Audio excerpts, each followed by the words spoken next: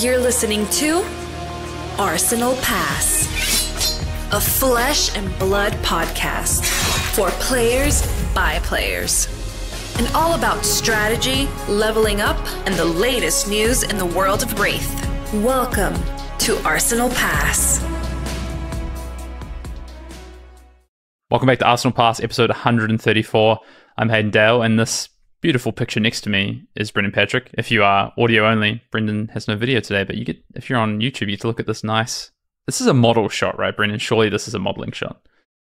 No, it wasn't actually, but the reason the picture is up is due to the joys of traveling. I think the Airbnb I'm in right now has some of the worst internet I've ever experienced in my life. I was recording a different episode a couple of days ago in a different hotel room, and it was the pile of absolute unusable garbage that I got after I unclicked the record button in terms of video was astounding. Yeah. So yeah, not going to make that mistake again. But yeah, I mean, traveling is always just can be a pain in the butt when it comes to recording, especially when it's like bandwidth stuff, like the audio, the video, or at least like you can bring the items with you, but you just never know the end product. Yes, sir. Yeah. And we're doing a lot of traveling over the next month, so we're going to have to work this out. But we do get to do an in-person episode, so those are very special. But we will probably probably will get to do one of those ones in Barcelona, which it makes it all worth it. For sure, we've done, I think, max like 2 or 3 of those lifetime. We'll make sure to do one this time. Yeah, maybe State of the Meta will come back. You remember that? Oh, State of the Meta. Yeah, we did that in Florida after the calling. That's a throwback for 2 years ago. That's how long we've been podcasting, which we'll get onto. We're still kicking, but. Yeah, it's State of the Meta. Yeah, I remember recording that one hot off the press, hot off the tournament of Orlando. Yeah, it's a bi-yearly segment, that one. Everyone's favorite bi-yearly. It's kind of like an episode of Sherlock Holmes. Anyway, what are we talking about this week on the pod? We're going to be talking about layers of metagame, but probably not in the way that you would immediately think when I say that phrase. So we're going to be looking at the world's class constructed meta and talking about just what's going through our minds when selecting a deck and what kind of process we're going through in terms of what hero we might play, right? So for instance, just go from a super high level, like layer 1 is Dromai. Like in my opinion, I think this is an opinion a lot of people share. Dromai is sort of the deck heading into the World Championships. But what does that mean in the context of how do you need to be prepared for the World Championship? Do you need to be prepared to play Dromai, or do you need to be playing decks that are actively good into Dromai? Do those decks exist, et cetera, et cetera? And we progress through layer 1 to layer 2, deck that beats deck to layer 3. And what are the strengths and weaknesses of going down a layer from layer 1? Because for instance, I would say historically our team has been a team that has played layer 2 decks, right? We tend to stay away from the best deck in the room, but there comes tournaments like at Pro Tour or Lille where you literally, it felt like you had to just kind of play the deck. And we're going to look at this meta and analyze, like, in our opinion, or at least right now, as we head into this World Championships, is this one of those metas? Is Dromai that deck? Interesting. Yeah, I'm excited to talk more about that because in retrospect on Lille, one of my biggest sort of retrospects of Lille is like, I felt like we played the wrong layer in Lille, actually. So like to your point, what would have been the deck? So I agree with you because I think at the end of the tournament we all ended up miserable.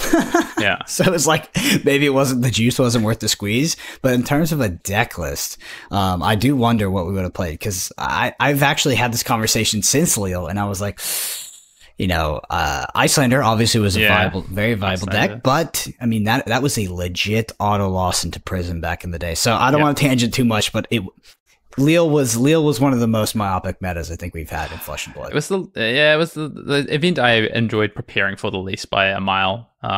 Although I did like Uprising Draft, but anyway, I guess quickly before we dive into the main topic, because it is a juicy one. I think we're gonna have a lot of back and forth on this because we are going through a process right now. And this week in Flesh and Blood, what did you get up to?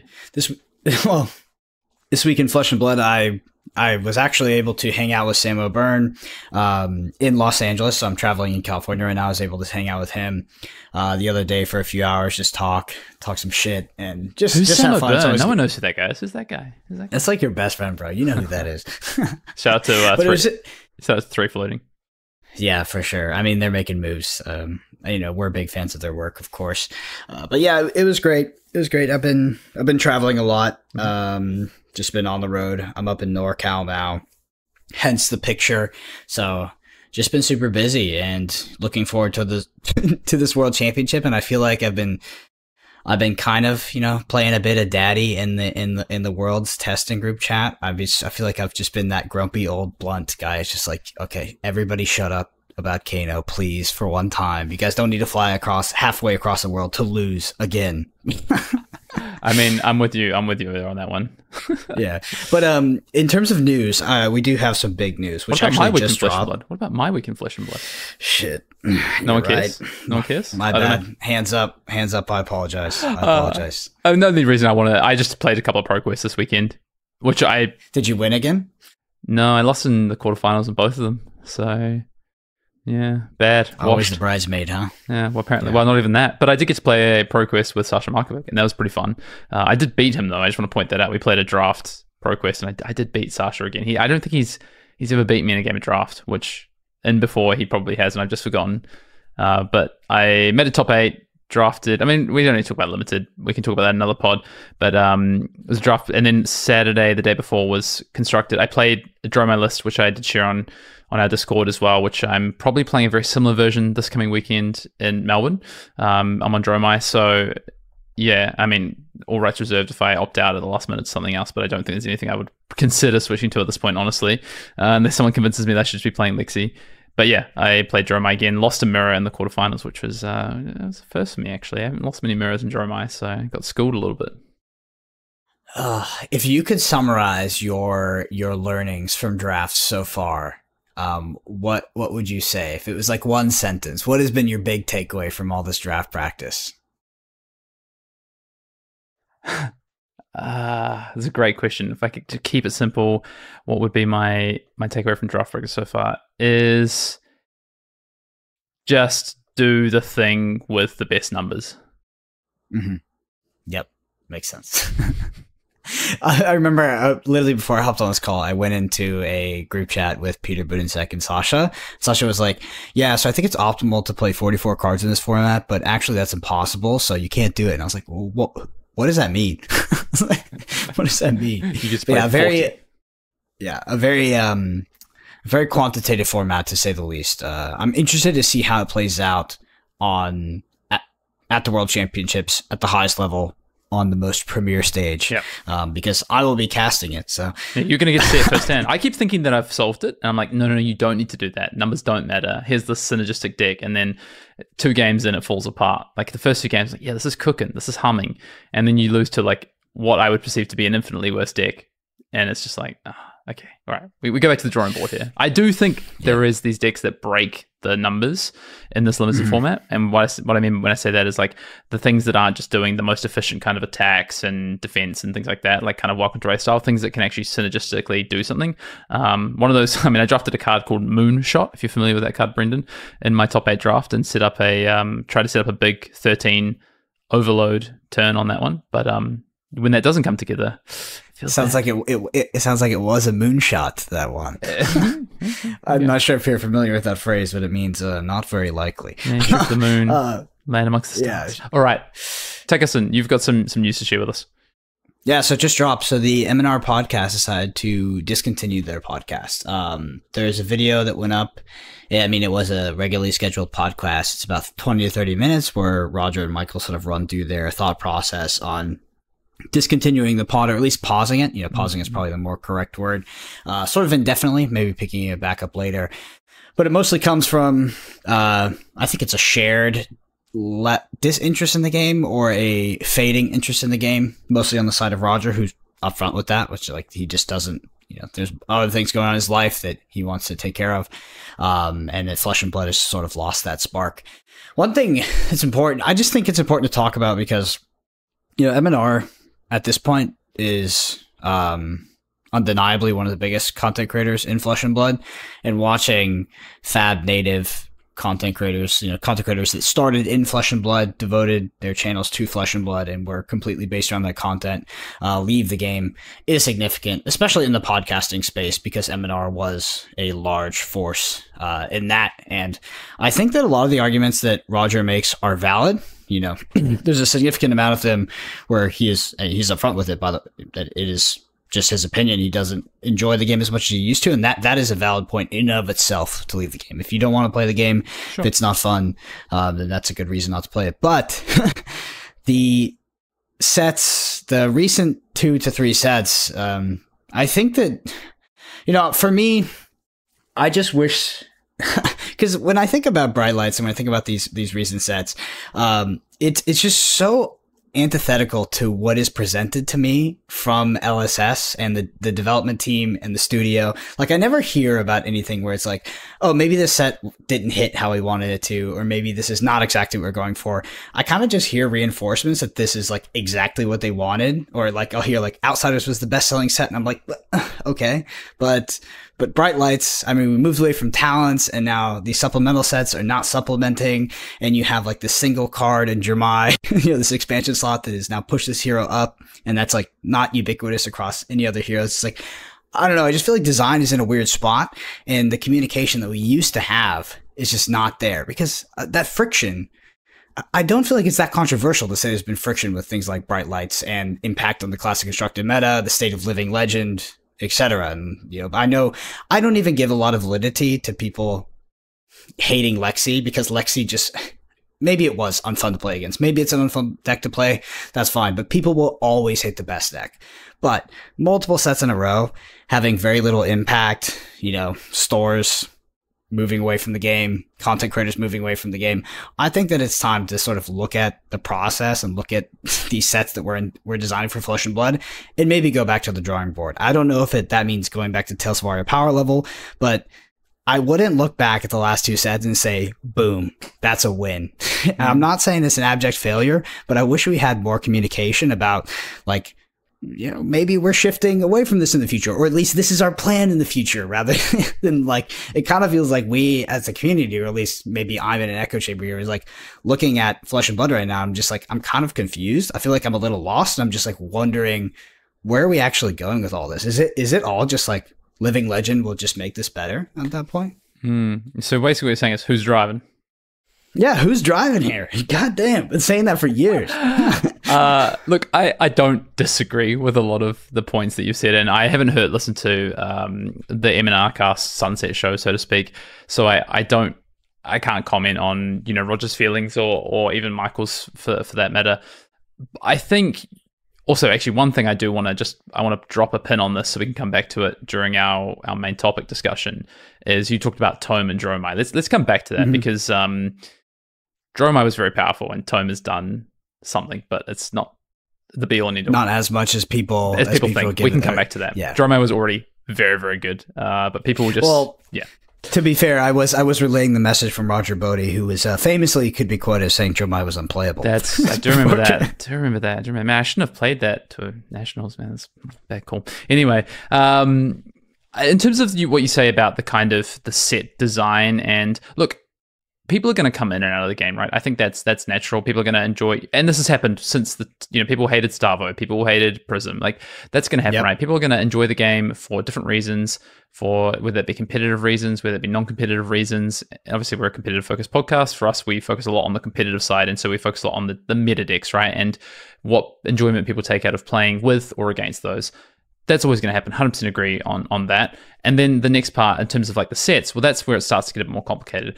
Like, I don't necessarily think that LSS are doing... Okay, so they've taken a pathway, right? Which is this pathway of managing power creep, which is a really difficult pathway, because the more traditional pathway in TCGs is just to implement power creep in your games, and the next set sells better than the last set because everyone needs the cards, or it sells the same, or the diminishing returns aren't as bad, right? When you limit power creep and you really try to manage power creep, it's a great idea, right? But how do you actually execute it? And I think that's obviously been the challenge for LSS, particularly this year, as they kind of transition to, I know you coined it kind of the other day as like Fab 3.0 almost, this kind of, what does the power level of Flesh and Blood look like as we sunset Tales of Aria and Monarch heroes, right? As we move forward into this new era. And that is kind of the question, because to me, the power is still there to a degree.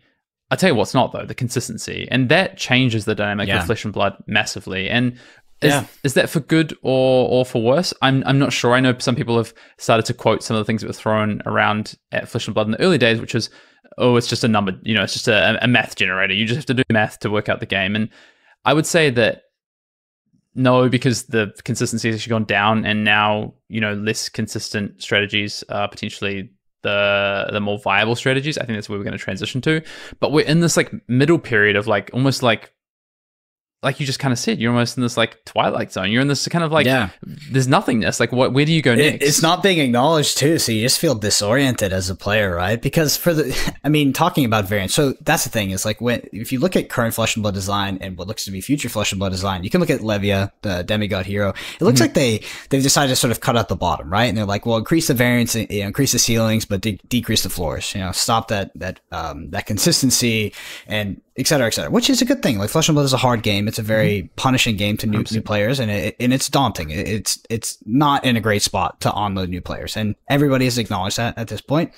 But it's like, what is the correct direction to go there? Because we're both tuning down the power level, and maybe people. So this is where I'm always kind of torn. Is like, did people actually enjoy playing Change? Did they enjoy playing Starvo? Do they actually enjoy doing busted stuff, or is everybody just nostalgic for those decks because they don't exist anymore? Because I'm definitely in that group at this point. And there's a part of me that exists in Marine is like, damn, I wish we could go back to those days. But did I actually enjoy those days? I don't know, bro. I'll roll the tape on you complaining about Starvo every single episode, dude. I do hate Starvo. I will never say Starvo is good. Anybody who's copying a best Starvo, best design, screw them. But yeah, it's just, it does feel like we are in a bit of a twilight zone, and that the communication, or at least like to be upfront and to be frank about the situation and where the future of the game is, I don't feel like we have that communication and that relationship with the studio that we used to, and with the development team. Because like I said, the only feedback I really hear from them in regards to the sites is like, these sets is like, Outsiders was like the best selling set ever. And I'm just like, what? I'm like, it's so antithetical to like everything I'm experiencing. One thing I'll say though is that, Roger, when talking about his issues with the game, did put at the forefront that he wasn't enjoying it anymore. And I think that, like I said, totally valid reason to leave. I would say I'm definitely not at that point. I think that we can come off as cynical, can come off as critical, but I'm not at that point. But also, to be fair, having fun in Flesh and Blood is actually not that important to me. Because what's important to me is hanging out with my friends, doing cool stuff, flying around the world, and then engaging in like this like intellectual competition with your group of people versus like this other larger group of people, whether it's the teams or just the tournament in general. It's like, it's very stimulating to me. So the actual like enjoyment of the game is just, it's not, it's just not at the forefront of what makes me come back to it, I'll say. I'll say, I wanted to end on this as well, is that we've had a robust discussion here about some of the issues we have, and I've got one more thing to add, but I firstly just want to preface that by saying, I still love Flesh and Blood. I really enjoy this game. I might not agree with the kind of current state of the game, but I also have faith that like we are transitioning, like you say, we're in Twilight Zone, we're in Midgard, whatever you want to call it, right? We're in this kind of like realm between realms almost, right? Of kind of the next stage of Flesh and Blood. And I'm excited. I'm looking forward to what that could mean and what that could be. Like small parts of it. I take a hero like Dromai, which I would never have played before. And I've really enjoyed like in the past 6 months, kind of since Ultim Living Legend, like learning that hero and trying to develop and trying to understand the different sides of the game. And there's another couple of heroes at the moment that are also on my radar from that standpoint. I've still enjoyed the game a lot. I enjoy playing Limited still, although, I think there is some challenges there. But what the last thing I want to say is that I think that LSS need to be really clear about the design space and their future space. And I know Brian, when he was on the pod, he did mention a few things, right? He kind of dropped a few hints with us. But the one thing that kind of gets my goat a little bit, I will say the last thing, is when, you look like a hero like Tekla that's just been printed, which just, like, statistically, when you look at Teleshar and anecdotally is, like, the worst hero in the game. And the response is, yeah, but people just aren't getting it. People just aren't designing, building decks in the right way. People aren't playing in the right way. Yeah. And I'm honestly... Makes you wonder about that playtest group. Yeah. I'm a bit sick of that. Yeah, it makes you wonder about the internal playtest group, because I agree with I agree with what they say about Flesh and Blood being, it's a very mathy game. And I think because of that, this idea that there are these decks that exist in Tekla or Prism, etc., that have just not been found and could be dominant meta decks, and that might not be what they're saying. But the thing is like, if they are of a order of magnitude away from the best deck, like they are largely unplayable, it feels like, in a lot of these tournaments. And I think that, maybe in that internal group, there's a little bit of copium smoking that's been happening with like, maybe they had a deck that could win sometimes, like a version of Prism or a version of Tekla Vossen. But in like Fab reality, like nobody plays that shit. I'm sorry. It's like, it just doesn't happen. Like those decks are mega unplayable. And I don't even, if I go to an armory, if I go to a local event, nobody's playing Johnny decks like that, like the psychographic. Like I wish they I were just more. don't. Yeah, I wish they were more. I know. Viable. I wish they were. Yeah. But it's so punishing in Flesh and Blood, like because Flesh and Blood doesn't. And again, I don't want them to crank the variance up too much, but in something like other games, there is like a much larger variance lever, whether it's on the land system or etc. Yeah. But I think we're transitioning to that, though. I think that's the transition. Because we don't have that, those decks, that's what I'm saying, is those decks are like mega unplayable. Like it feels like shit to play decks like that. Like it just doesn't, because you get smashed every single time. Like you're actually playing just like worse on every axis. But to go off what you were saying, Hayden, if we go in that direction, do we lose the essence of what makes Flesh and Blood? And honestly, I think yes. I think that is the tightest tightrope you can walk. Maybe it's the rope they need to walk to save the game and to make it casual friendly, to bring new players in, to make it something that can scale into that 5-10 year range. But it is so dangerous, because if we like just trying to add more variance in ways that don't feel intentional or skill expressive can hurt what makes your game attractive to the audience that currently perpetuates it, which is the competitive audience, or is the audience that enjoys the lack of that variance. Mm-hmm. Yeah.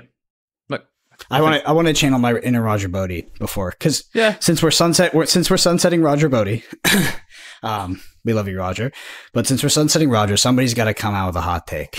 Roger was known for his hot takes. Wasn't that the hot take? No, the hot take is that I firmly believe that Flesh and Blood should have a primary as in it is the main format, or at least adjacent format, to Class Constructed, that is a rotating format. There we go. A rotating format. I strongly believe that, and I will get shit for that, because maybe your tunics won't be as valuable, et cetera, et cetera. But in my opinion, design is just being crippled by this initial commitment to be eternal. And maybe that will change as Living Legend format becomes a legit thing, and it'll make things more exciting. But in the current state of Class Constructed, if that was the only format, I think this game could greatly benefit from a rotating format. But also there's some nostalgia there, because for me, the most fun I ever had in Flesh and Blood was in limited sets, right? The early stages of Flesh and Blood, but that could all be nostalgic. So it's hard to say, but I would die on the hill that I think that there should be a rotating format in Flesh and Blood. I still love Limited. And look, I had a lot of fun playing Flesh and Blood this last weekend, and I'm still going to have fun playing Flesh and Blood for the foreseeable future in my eyes. Like, I am enjoying this game. So I get that we're going through, some changes in the game and some transitions, which is what it seems like to me, for sure. But you know what? Like, I'm super excited for Worlds, super excited for, heavy hitters next year. We're going to get a Warrior, Guardian, Brute tri-set, which 3 of the classes from Welcome to Wraith. I do think this is a little bit of what you just talked about, of going back to some of the roots maybe of Flesh and Blood, and which is sort of continuing on theme a little bit, with non-talented by the looks of it. Yeah. So we'll see. I think they've made a decision on the design direction, and we'll see it play out, I think, over the next 6 months in particular. I did just want to say, I think we've seen some great competitive content come and go over the past 12 to 18 months. I think of, Michael Feng and Yuanji and the podcast that they did, and then also with what MNR has to give into the community. So, I encourage, if there's competitive players out there who do want to share their voice and want to share, the knowledge that they have and impart that, and you don't have a platform, like, reach out to us as well. We're happy to try and help people gain those platforms as well. So let us know. Yeah, it's hard to articulate, because it's all so fresh. It doesn't really let the the whole thing percolate. But it is sad to see. Yeah, it is sad to see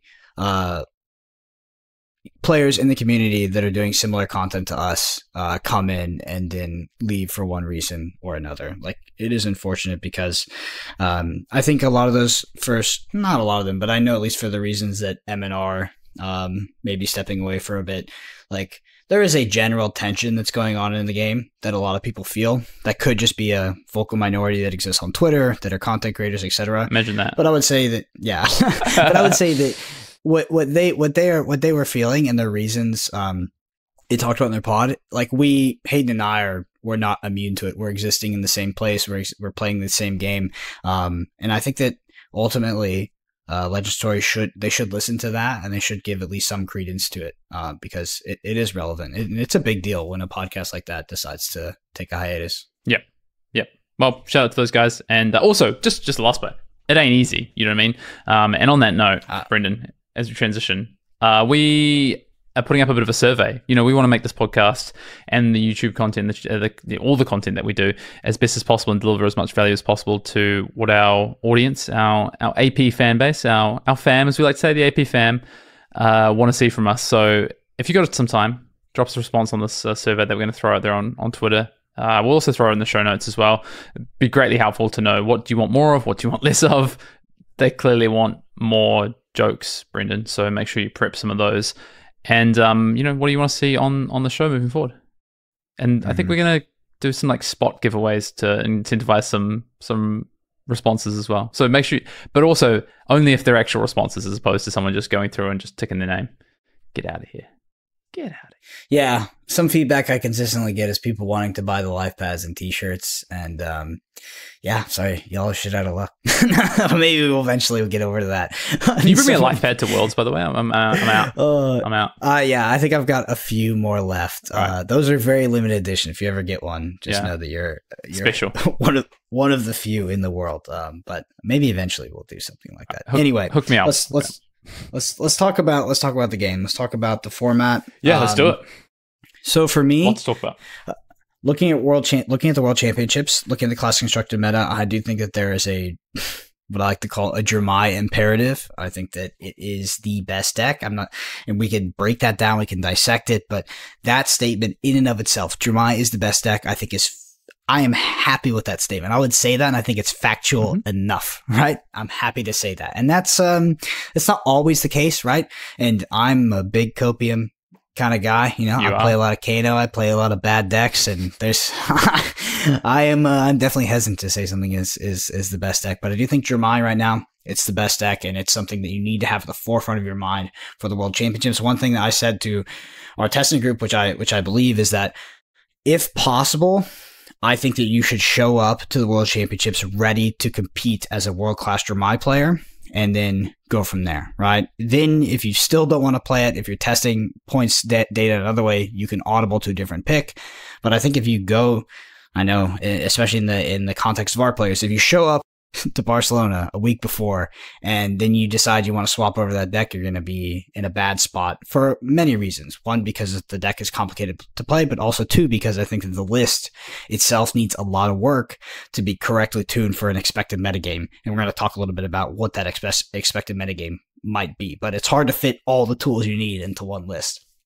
Yeah, you're not wrong. I mean, it's a different kind of way to look at the best deck. I think I said to you before we jumped on the pod, Brendan, that this is a very different best deck than we've seen in previous formats, I think. One, because of the transition of the power level in the game, and we've seen the exit of some really powerful heroes over the past 12 months. But also just the way this deck plays. Like traditionally, the game plan of the best decks in the format has been super linear. It's been, do the thing or rely on one particular card, Cough, Crown of Seeds, to do something really repeatable and abusable. And Dromai has some of that aspect. It has replacement level in some of its cards, but there's only so many dragons. Your deck revolves around a resource that is very unique, right, in the form of Ash, and then consequently red cards in your deck. And also, you can play in almost all three ways that you can play Flesh and Blood. You can play as an aggressive deck, a rushdown deck. You can play as this sort of control-y, value-based, life-orientated, pick your moments kind of deck, almost run your opponent out of threats at times. And you can also play as like almost like a combo deck at times as well. So Dromai is very, very different to any of the best decks I think we've had previously when we look at decks like Chain, Starvo, Lexi, Ultim, Prism. And I think that's really exciting for one, but also it just presents a completely different challenge when it comes to what this meta could look like. And also when you start to think about what the rest of the meta looks like outside of Dromai, which, you know, I agree with you, Brendan. I think just clearly the best deck, the deck to beat or the deck to play for this coming World Championships. The other thing is, like, what does the rest of the meta look like? It's fresh with Lexi. You know, all these other aggro decks that could be around that we haven't seen in so long, we don't know what they might look like. Yeah, you also have no idea what the sort of the metagame breakdown, like what share these sort of other decks that are not Dromai will actually take up. And that is a huge weight on picking a deck that beats the deck. Because often the paradigm that you're faced with is you might have a deck that beats the deck, but it loses to some other deck that could be show up to the tournament that is also fulfilling some other role. I just want to ask you, in terms of Dromai, because you said it was not like these previously dominant linear decks, that it does it can be played in so many different ways. When you say that it's not similar to quote unquote decks that have been the best before, is Dromai a deck that is, do you think it's, do you think it's so powerful because it has access to all those different tools? Or do you think it's because it's not as repeatable, not as linear, not as, just, I don't know, dominant in doing that one thing? Is it a deck that is more ripe to be exploited and targeted? That's a great question, and it's a hard one to answer. So actually, it's two parts, right? So let's answer the first part first around, I guess.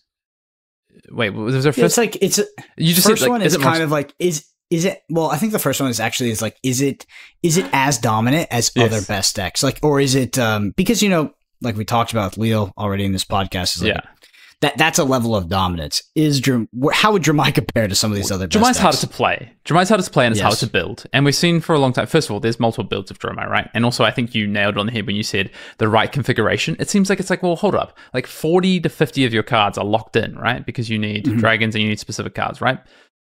Rakes, etc. locked in. Yeah, true. Tomes at this point, probably locked in, right? But true. But also, the other 10 cards actually really dictate what your deck can do in a lot of matchups. The way you, like, if your final 10 cards are all block 2s that are super aggressive, you know, thinking kind of more red line Dromais that are super, and the line's blurred now, honestly, but these more proactive Dromai decks that want to beat down, they want to rush down. I'm thinking about things that play like Flamecall, Awakening, etc. Then, you know, you've got a lot more block 2s in your deck, a lot more block 0s, and probably less blues available somewhere in your 80. Flip to a deck that wants to play more value-orientated. Maybe they're thinking about cards like Sigil. They're thinking about more blues to play a different matchup into things like Icelander and Bravo. All of a sudden, that does change what you can do. So the build is it has a massive impact on the actual game plan, which goes to what you just talked about. Having these kind of 3 axes or different ways to play the deck actually means that, yeah, unlike other decks that even if you change cards, it still felt like it was pretty linear. It still did the thing. When you change the cards within Dromai, it's still operating in kind of different spaces, which is really unique, honestly. And it's hard to play, right? So I do think that you do need the reps. You do need good game plans of Dromai, because also if you fundamentally don't understand the way to value your cards in your deck in Dromai, you just get absolutely pumped. And we saw that for so long. We saw Dromai, you know, really struggle to perform to its level, I think, for a long time. Baltimore, we saw a couple of sneak into top 8 and do really well, and 2 players who were vastly experienced on the hero, but then we just did not see the hero really convert. And the meta changed a little bit between sort of like national season before Bright Lights, and we saw Dromai do a lot more in that season. I think it was just fundamental understanding of the deck and also the card pool available and what you should be doing in a given meta. Before we move to Bright Lights, obviously get Tome, which Tome is powerful but presents its own issues when it comes to how you build your deck. So in terms of the second part of the question, exploitable, I think back to metas that have been a lot more linear and a lot more, I think a metagame can be exploitable, first of all, and then a deck can be exploitable. So if I think about a metagame being exploitable, let's take PT New Jersey, for instance, right? Like, it was a very linear meta. It was 3 decks that existed in that meta. It was Prism, Starvo, and Chain, and the meta was solved. It was very linear. You could pick. So you were open. There was a lane to pick to try and exploit that, right? You know, like when you guys went back to the well with Kano and really delved deep on that, right? Because there was a lane to exploit. It's interesting in the context that they actually banned cards like literally right before that tournament, and the metagame was like known, but also kind of unknown. Do you remember that? I think was weird. We always forget about PT1 that they like randomly banned 10 days before. 10 days before. Yeah, so the metagame was known because Starvo was broken. So was Chain. And so was Chain. So it was Prism. Exactly. All these heroes that have left us. Was there any other any other heroes in that top 8 than those 3? Oh, well, Kano, obviously, but maybe there could there have been a Briar, maybe, I don't know. Oh yeah, I think there was a Briar. I think I've forgotten his name. Sorry to the player who played Briar, but Jacob. I'm pretty sure his first name was Jacob. He's a very good player. All I know is whoever they were probably European because the entire top 8 was European. American. What? He was the only American? Yeah, he's American. I've slipped his last name, but pretty sure his first name's Jacob. Very good player. Has played a lot of Runeblade. Anyway. So to answer the question about the exploitability, metas can be exploitable and decks can be exploitable. And yes, I think the overall for me is that actually a powerful linear deck that does a thing, I think in this game is actually often hard to exploit. Feels counterintuitive. I feel like that should be the one that's easy to exploit because you go, okay, here's the game plan. I'll go around, above, or whatever their game plan. But the game plans are so consistent that it's so hard to just outvalue what that game plan's doing. And because the consistency is exactly, they're just doing a thing better. And you can metagame them a little bit, but often your answer is high variance, right? Yeah. So I think about people trying to play Brutes into Prism, for instance, or trying to play Runeblades. Yeah, Kano, exactly. Yeah, Kano. Runeblades. Yeah, or Runeblades into Guardians, for instance, in some of those metas. Whereas on the flip side of that, Dromai with these kind of all these axes that it can kind of plug and play into and operate differently, it seems like it should be less exploitable because you can adapt, right? But the problem is like you can't consistently do any of those things as well as any of the other best decks in the format have ever done. So for example, let's take Chain, right? Chain was this just like insane damage output combo deck, right? That could do a really powerful thing up front, but then also had this kind of almost inevitability in the mid game if around fatigue, for instance. So it was hard to kind of combat that strategy of this kind of burst of damage. Whereas like Dromai, on the flip side, it's like, okay, it can't do that as well, but it can do it. But if it needs to do that to answer a deck, if it needs to do that, for instance, to beat something like Fai or Katsu, because it can't go long against them because they get too much Kadachi value, they clear your dragons, they get mask value, etc., then it needs to do the burst thing, right? But the deck can't consistently do the burst thing as well as other burst decks in the past have done, or even something like Ultim where it can like attrition and fatigue people. Dromai can do that as well, but it can never do it as consistently as well. So that's kind of, I think, it's more exploitable than these other top decks have been in the past, because you can force Dromai to have to play in a certain way to beat you, and they're just not going to do it as well. And that's a potential exploit. And I think that's what people should be looking at for Worlds, is like pick if they're picking because you need to have a powerful strategy in any deck, right? You just have to have a good deck, a good linear deck first of all. But if you find a good linear strategy and you think, like you have to work out your matchup into Dromai, what I'm working out then, if I'm that person with that deck, is like, what do I think is the way that I can play that forces Dromai into a specific play pattern based on what I know about the deck, and then try and make sure that I can beat that play pattern. And honestly, the decks that we've seen have done this a little bit recently. I would say Lexi's adapting have been a perfect example of this. The Lexi's in kind of the Nationals meta, for instance, they were playing these versions that I think were soft to Dromai because they weren't forcing through arrows that had relevant on hits and stop them from being able to trade value and push back damage. And now they are doing that with things like Hamstring Shock, with Sleep Dart, playing Ice Quakes and Lightning Presses in their deck. So it's, they've already done that. So who's next to do that is kind of the question for me. Are there heroes and are there decks that can just target Dromai, or do you, when you're bringing a deck to beat Dromai, when you're bringing a deck to target Dromai, are you actually not targeting Dromai, and are you targeting a specific archetype that exists in Dromai? And if that is the case, what Dromai do I prepare for, and what Dromai do I plan to beat? Do I plan to beat the Tome Dromai? Do I plan to beat the more blue-oriented Dromai? Does it matter? Like, what? Can you answer that question? I think so. I can use an example, and that example is going to be Icelander, which I think we're going to talk about probably in layer 2. So Dromai, the way that we have shifted with Dromai is to be more like this linear, explosive, powerful deck, right? You put tomes in your deck, and you have these draws that can just do insane things. But consequently, because of that, you have to drop your blue count, and also you make your deck a little bit less consistent. It's just the truth. So then when you have something like Icelander, if you think Icelander is a powerful linear strategy, then what you're going to do there is you're going to target the fact of what you know about Dromai's looking like, right? Which is like they can put out a lot of damage early, but if I can target the weaker sides of the deck, which is now with these less blues and these kind of sometimes clunkier hands, if I get my channels at the right time, is to target the mid game and the late game. And I think that's kind of an example of that. And I think I think if you take a deck and you go, I'm taking Fire because it's got a good matchup into Dromai, it's like, okay, what aspect of Dromai does it have a good matchup into? Like, Fire has a good matchup to Dromai for the first third of the game. It can just really push through damage, right? But if Dromai can do that better than you, then you're in trouble. So you're kind of targeting the other two facets of Dromai almost. The no blocks, right? You're targeting like the cards that don't block, like tomes and stuff. You're targeting the kind of clunkier hands. You're targeting the hands that don't, like non-Kyloria plays, these dragons that don't force you into a particular play pattern. There's a lot of things that currently exist in the metagame that, in my Dr. Evil quotation fingers, beat Dromai. Oh yeah. You put your pinky out right there. It's like, okay, you can play Icelander and you can capitalize on them having a very little amount of reds. Okay, well, you can play Ninja and you can exactly. Or you can play Ninja and you can trigger the mask and you get to attract these dragons for free, and that's better than Dromai. Or you can play Bravo or Rhinar and you can pop Dromai and maybe fatigue them out, also apply pressure, and it's like, well, we saw those strategies try to be implemented back with Oldhim, and Oldhim is in some ways a better version of Bravo, and in most ways, right? Maybe not as aggressive as a ultra aggressive deck that might show up to the tournament, but there's multiple decks that exist in this metagame that beat Dromai on some of these angles, or, like I said, in quotes, beat Dromai on these angles. Like, how good are those decks actually? Like, are they good enough? And can you reasonably expect a specific archetype of Dromai to show up enough to give you like enough confidence to bring a deck like a Bravo, like an Icelander, or like a Fi/Katsu? Or are you really gambling? Like, what is your expected metagame for Dromais that are showing up to the tournament? First of all, the given is you think it's going to be the most played deck. What fucking deck do you think is showing up? Is it the Tome deck? Is it some new deck? Is it the blue deck? Like, is it the Big Dragon deck? Like, what kind of Dromai is showing up to this tournament?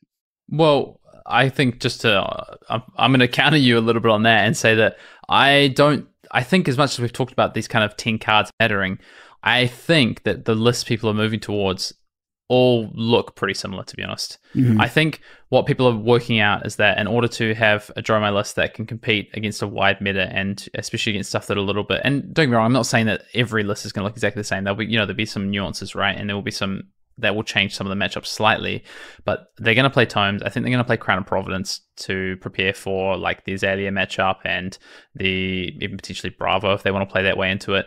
I think they're all going to revolve around kind of having Tomes and having like a kind of both kind of plans, almost like a split plan. I think like we saw that have so much success in Dallas, and I think that is kind of the prevailing, as me as a Dromai player, I also think that is just the correct way to play it right now. And it seems like that's the prevailing thought process, is that you have to be able to lean into those multiple facets of Dromai as opposed to just leaning into one. Like, I think when Tome came out, I was like, hey, let's try min-max Tome. And it was like, actually, this feels so terrible. You just increase your variance and you polarize your matchups, which is, I don't think that's what Dromai's strength is. Dromai's strength is that it doesn't polarize matchups. It's that it has these three or whatever multiple facets that can play into different ways. So, I just don't know if that exists, to be honest. This kind of idea of like different looking Dromais fundamentally now. So since they started to converge, and there's a more clear version of what Dromai deck might show up to the tournament.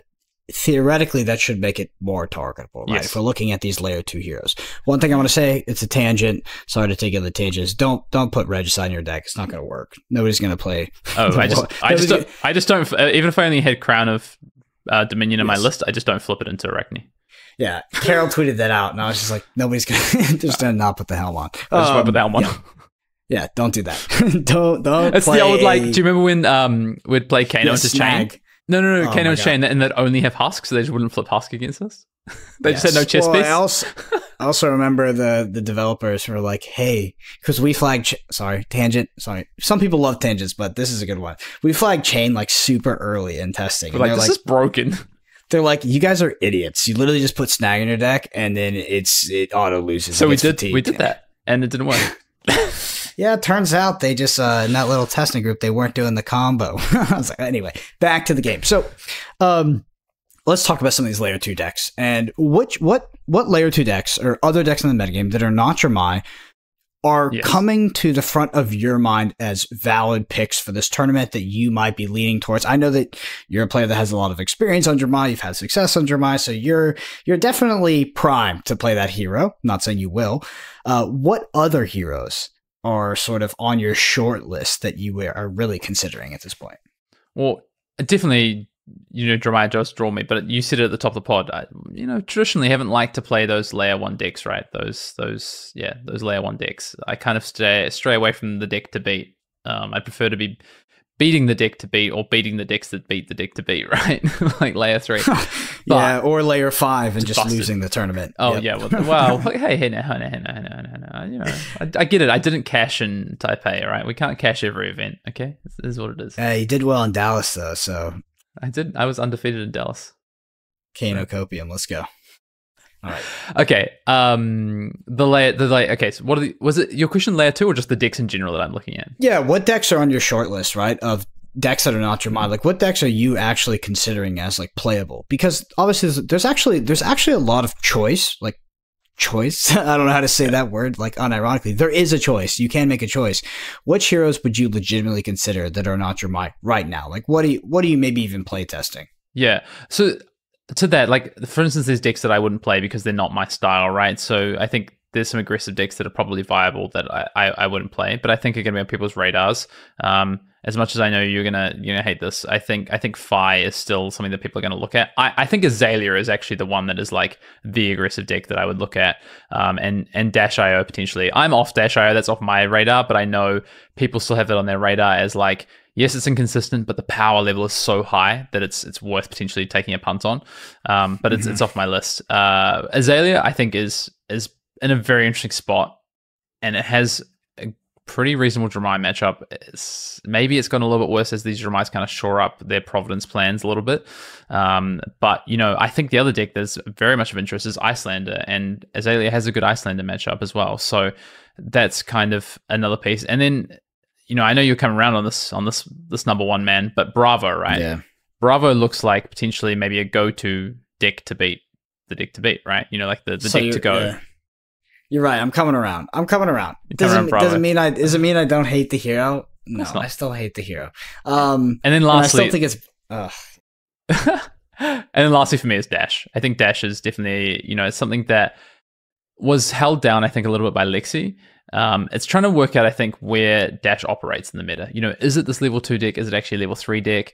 How good is its matchup into Dromai? Because traditionally, its matchup into Dromai has been really tough, but you have some access to new tools around, right? So, like, is that one that is potential as well? So, I think kind of summing up where these heroes are in this like kind of next tier, because honestly, I think S tier is Dromai. If you want to put a friggin' tier list together, Dromai is S tier. Then there's like honestly, I think 5 or 6 heroes that are like fighting for that meta share of like what could shake out to be eventually this meta game, because it's not clear right now. And those are Icelander, Bravo, Azalea.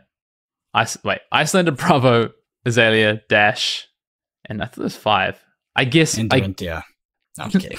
I guess Fi is potentially in there, or Katsu interchangeably. I think there's an Ninja in there. That's the one I'm less sure of. Okay, so a couple of pushbacks. So I'd push back on Azalea because I think that I talked to Levi, and Levi said that one thing that is bad for Azalea, or at least not good. This Bravo. Is not just Bravo, but it's one of its best matchups is rotating out of the format. Like, one of the main reasons you'd bring Azalea to a tournament, which is to target Lexi. A lot of the players that we're bringing Azalea, we're trying to target Lexi, has rotated out.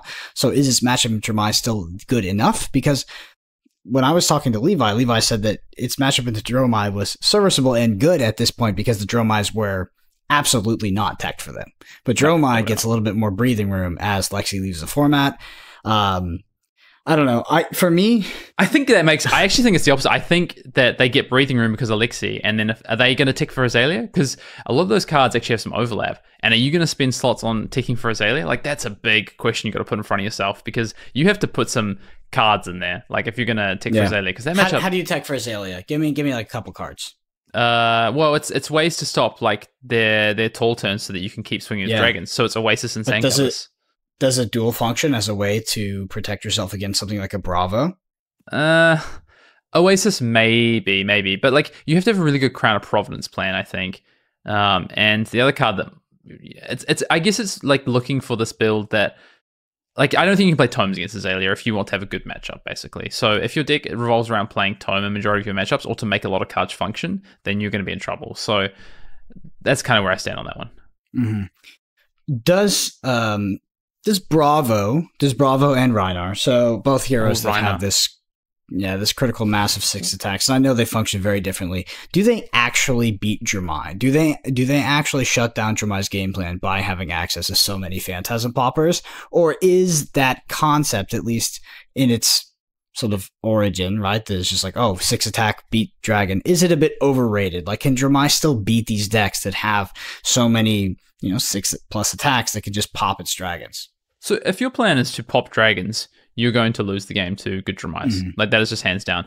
I think these Bravo plans that are like we're going to fatigue, it's absolutely terrible, because if these Dromais are set up in the right way, they're just going to fatigue you, or they're going to set up so many damage turns that you can't deal with. Like, you give them so much space that you're just going to die. Like, if you're focusing on just clearing their dragons, then they're just going to wait. They're going to wait, and then they're either going to continue to put poppers into you with Rakes and Remembrance Back, Rakes and Uvias, or they're going to eventually, if they're on the Dust plan and not the Ghostly Touch plan, then they're just going to put Dust on the top of the table, and they're just going to play 3 dragons in a turn, plus a Passing Mirage, and then there's just no way back into the game for you. So I think that's pretty poor, right? But Rhinar is actually nightmare fuel, honestly. Like, playing against a competent Rhinar as Dromai is just absolute nightmare fuel. And this isn't just me on the back of my feature match at Taipei with the 3 Blood Rush and 4 turns, but honestly, that matchup is so difficult, because the problem is they have access to these poppers, but also they have so much damage output, and they have disruption for your hands as well. So you can't piece together the hands in the way that you want, which is what you need to do to beat a deck with poppers. Okay, these are and pressure. Okay, deck with poppers and pressure. I need to be able to set up the right board state so that I can get through the poppers. Pressure I need to deal with by either presenting threats or blocking efficiently. And Rhinar just says, well, I'm just going to not let you do any of those 3 things. I'm going to absolutely cancel you on every single pillar that you play on, which is kind of what we talked about before with Dromai and how it can operate. I'm going to cancel out every single... The defensive strategy, I got you covered with Intimidate. The aggressive, like, Dragon strategy, I got you covered with Poppers. Okay, this strategy of kind of slow and steady, maybe set up for a combo, I've got you covered with just my damage output. So honestly, I just think Rhinar is just the worst matchup. I know you said the other week, you're like, Rhinar's not a factor. Good Dromai players are going to come up with a counter plan. I haven't found a way to beat Rhinar. I don't know if a counter plan, right? It's just like Rhinar just gets so cannibalized by some of these other decks. Oh yeah, the deck sucks. Don't get me wrong. Yeah, like, the variance threshold is so high. It's like, ugh. I was very high on potentially trying to get Rhinar to Worlds this time around. I was like, this might be the time. This might be Rhinar for Worlds. And about 5 days in, it was abandoned, unfortunately, because your matchup into Icelander is not that great. Your matchup into Bravo is like a lot worse now that they've got all these upgrades and tools, all these good aggressive tools. It's so tough. It's so tough. If your Intimidate mechanic isn't relevant, your matchups are so hard. I don't think I have a lot of credibility saying things like this, but because I can say them sometimes when they're not true. But I do think that Icelander looks to be really well positioned in this tournament, because I don't think there's going to be a lot of Azalea that shows up. I agree. Icelander looks to be, if not really well positioned, like borderline tremendously well positioned. It depends on how the Dromais are built. There's definitely versions of Dromai that are much harder to beat for Icelander than other versions, which is a very ambiguous, useless statement. But yeah, I mean, if it's a mono red tome deck, or nearly mono red tome deck, that's going to be a bit easier to deal with than the older versions of Dromai. But even Icelander was competing in formats where Dromai was not built around tome, and I think that the decks that Icelander really struggles against, I highly doubt are going to show up. I also don't know how much credence I give to these ninjas. I don't have faith in them. That's a good matchup for Icelander anyway. I know, but I know that Ninja is seen as a traditional counter, or a somewhat traditional counter to Dromai. I think that's been debunked, and it's been very publicly debunked, and a lot of people probably scream from the rooftops that it doesn't actually beat Dromai.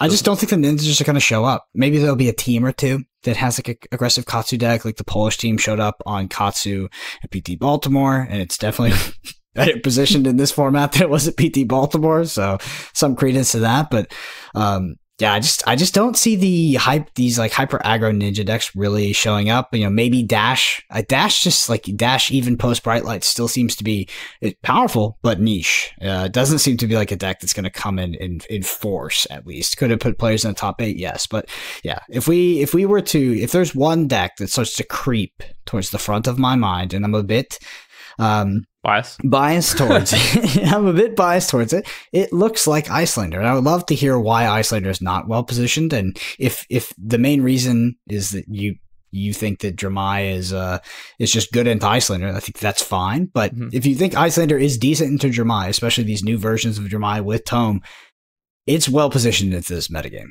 It is. Yeah, I don't think Iyslander is well positioned into Dromai with these new builds, but what I will say is that it's never been a terrible matchup for Iyslander. It's always been, I think, or at least in the list we've seen in the last sort of 6 months, it's been, and because that's my experience with Dromai, it has been Dromai favored. But it's a scary matchup from the Dromai side, and having played a lot of both of those sides of the matchup, I would rather be on the Dromai side. But like, the Iyslander can easily win in the situations where like their game it does go Icelander's way. So yeah, and then parcel that with like, tome builds and potentially cutting blues and having to rely on kind of higher variance tome draws. Like, it might not increase the overall win rate for Iyslander, but it's going to increase, I think, the amount of like games that Iyslander can get on top of early and actually win. But they'll be flipped with, games where Dromai just goes tome in the first, 2 tomes in the first 3 turns and just kind of nails double Themi or something, and the game's kind of, rolling away. Yeah, so I wanna hit some hot takes, because it's just, maybe that's just my new role on Arsenal Pass, but I actually think that the metagame, I know, the metagame is going to, if I was going to name the top 3 most played decks, I'll name them in order. I'll do that. I'll do you all a service. I'll even name the top 3 decks in order to be top played decks at day 1 of the World Championships. It's going to be Dromai. Dromai will be the most played deck. The second most played deck will be Bravo, because people are freaking crazy. And then the third most played deck will be Iyslander. That's what I would book in. I would pen that in. I think Iyslander is infinitely more powerful than Bravo, infinitely more dynamic, but I think Bravo would be the second. Dude, I just sense it. There is this tingling in my chest that tells me that people are going to bring Bravo in force to the World Championship. People brought it to last Worlds, dude.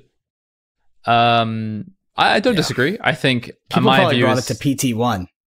Wow. They did. It was Bravo start the show. I think Dromai is going to be the top player. I just think it's clearly the best deck, and I think in this format where we don't have this really defined metagame with aggressive, like, what's the go-to aggressive deck is the next question. But I do agree. I think because of that, Dromai and then Iyslander and Bravo. Honestly, I could see Iyslander being number 2 and Bravo number 3. But I think those are, I kind of agree right now, I would see as the top 3. But I could also see a world where those two they are 2 and 3, but they drop off a lot, and then 4 and 5 are really close, and that could be decks like Azalea in response to Iyslander and Dromai, but also the threat of people thinking about the ninjas as well, potentially, and a ninja or a linear aggressive deck, whether it's Dash IO, whether it's Boost, Dash, whatever it is, could be that 5th deck potentially. So, but yeah, this is a meta where for the first time ever, we're heading to a big event, and there's no, hey, this is the aggro deck to play. Because, right, like it's okay, we go PT1, right? It's Chain, or before that, even the national season is freaking Lightning Briar, then it's Chain, and then the season after that, it's, is it Phi season after that at Pro Tour Lil? Yeah, it's Phi. Stubby Hammer's Phi, and then Stubby Hammer's banned. We go to Lil and it's Phi. We go to the World Championships, it's still Phi. And then we roll into PT Baltimore and it's Lexi, right? Mm-hmm. What is it? Yeah, that deck just doesn't exist, right? Yeah, you're right that deck doesn't exist. So weird. I mean, maybe it's like Merrick Kemp's Dash, but that's not obviously I haven't seen his latest list, but it's not like those other aggro decks at all. But I think if people are looking for the aggro deck of the format, okay, obviously Dromai is not the aggro deck. It could be though. Maybe it is. I know, but that's what I'm saying. It's not that, but it is. If someone's looking for a deck to just go burr, I mean, the Dromai, Red Hot Dromai, Red Hot Dromai. Yeah, there you go. Red Hot Dromai. There you go. Yeah, it's interesting. Do you think that Bravo is a valid enough pick to be the second most played deck, or do you think it would, if it was in the top 3, do you think it would be overplayed? Because I just think that that's a comfort pick for a lot of people, and I think that Bravo is powerful enough into Dromai fundamentally that you will maybe beat a lot of Dromai players that are not attending the World Championship. But when you get to the deep waters that is the World Championship, it may not be the same experience. I think the worst kept secret amongst like some Guardian players right now is that the best way to play Bravo is like a very aggressive Bravo build, right? That's how you punish Dromais right now. It's like this kind of not this budget old him stuff. No. And the other thing as well is like what I want to point out in terms of your question is a lot of traditional Ultim players are not Bravo players. So I don't think it's like this easy transition of Ultim to Bravo, but I think there's a lot of Bravo players out there, and there's a lot of players who want to go to a deck that just goes, I pop your shit, attack you, and you win the game, and if you don't, you lose the game. Is kind of I think that's appealing. Yeah. And also, by the way, I beat ninjas, but none of them showed up to the tournament. But Azalea though, you absolutely stomp Azalea into the ground, and I think that is a real appeal for Bravo. So I think Bravo is a legitimate pick. And I think it's like you'll match up into even like some things that traditionally have been a little bit tougher, maybe like Dash and stuff like that, aren't as bad as they used to be because you have all these upgrades to cards, honestly. Like even a couple you do have upgrades. Boulder drop and stuff like that. Like you've just these more on hits. You just have better cards than you used to have. And I think, it's a perfectly viable pick, I think. Will I be playing Bravo? 98% no, I will not be playing Bravo. But I think if you show up to the tournament not ready to play in the Bravo, not having a game plan, you need a game plan for both versions, 100%. By the way. You need a game plan. That's the tough part, like, as Dromai. Yes, I know. Yeah. Well, we saw when Pablo Pintor recently took Bravo to top 8, said that this was a good pick for this weekend, would not be in the future because people would adjust. He's playing a more defensive version. You need to be prepared for that version. Like Lexi's, they were in the past weekend, they were cutting Tome of the Abyssal, cutting out the fatigue packages, etc. But you also need to be ready for the one that just absolutely plays insane cards like Starstruck, Spinal Crush, Crippling Crush, etc.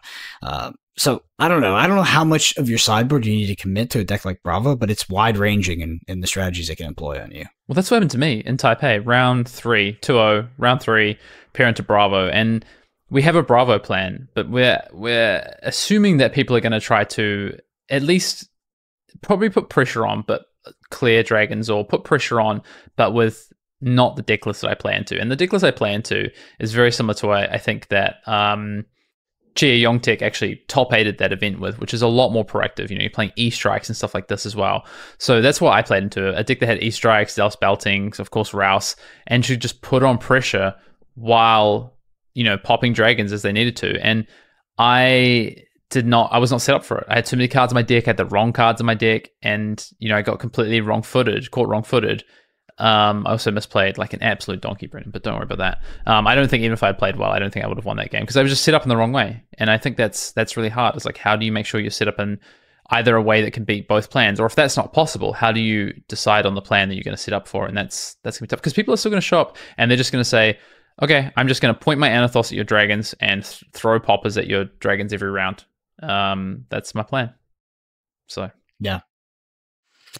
Okay, well, it wouldn't be an Arsenal Pass podcast talking about a Tier 4 event without asking, is Kato viable for the World Championships? Of course not. I do need to also add, I can look.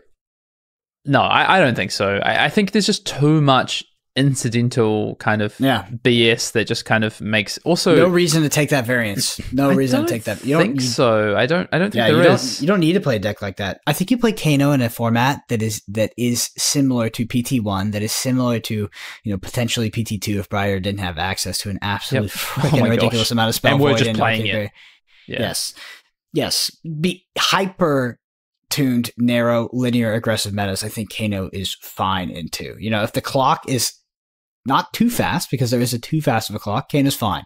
But into this like very diverse, diverse in terms of archetypes, in terms of heroes, in terms of like, how much Arcane Barrier, Spell Void, like all these other factors are going to show up.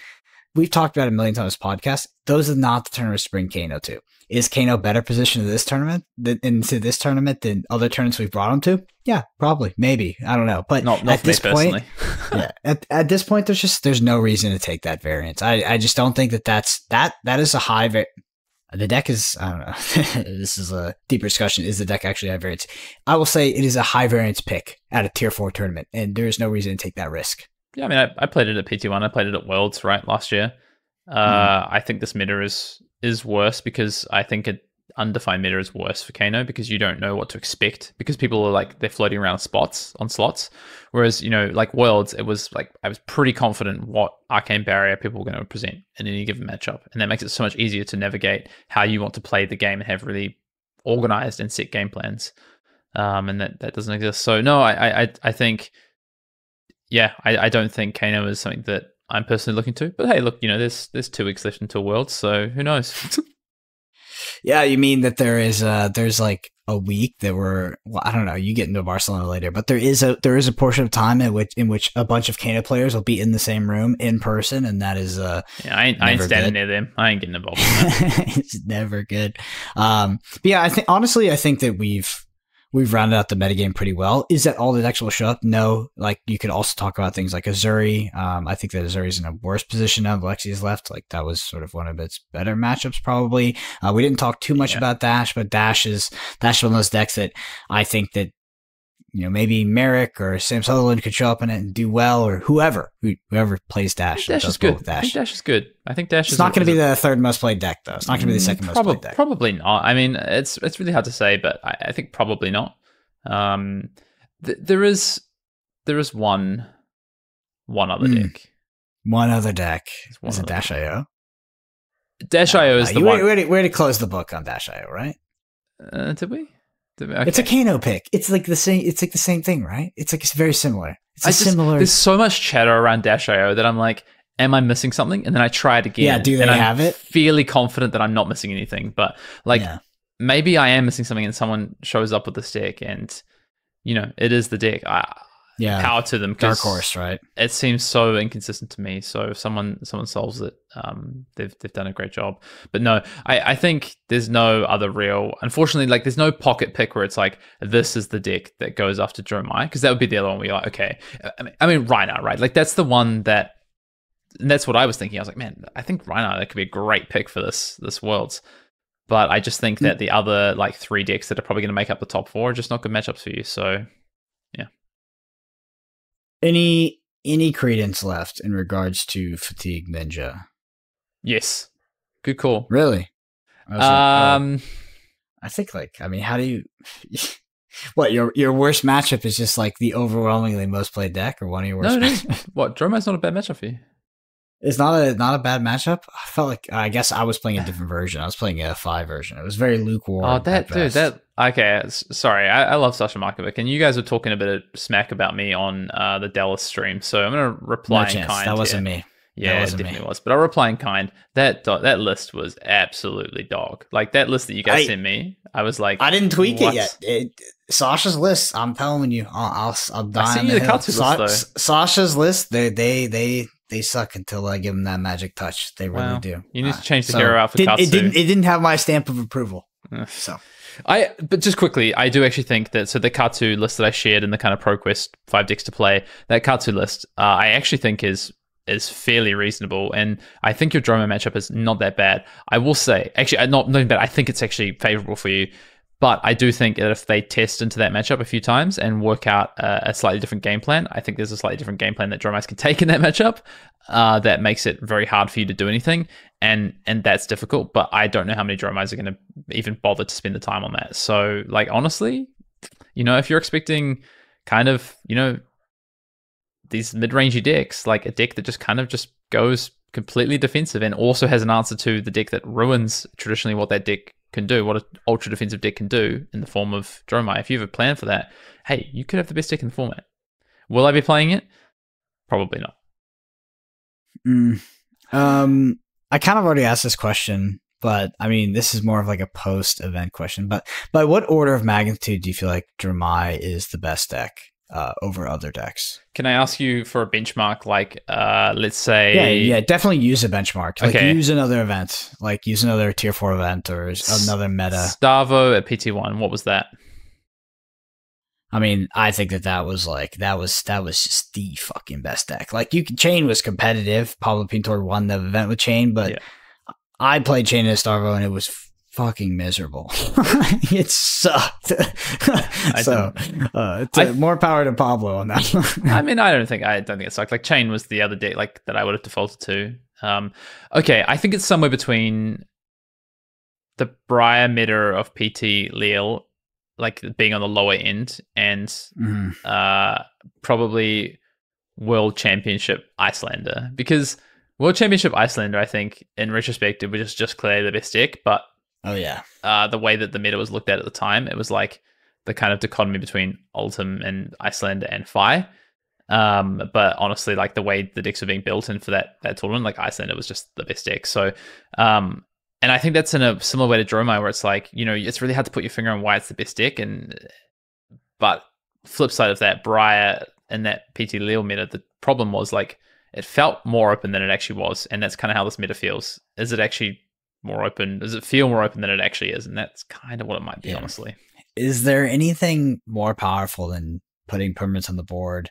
You know, having explosive turns with cards like Tome of Imperial Flame, having multiple endgame win conditions in your deck. And like, I just wonder if the dragon thing is just, you know, in the end, it's just going to be a little bit above curve for modern Flesh and Blood, and Dromai just will become that deck.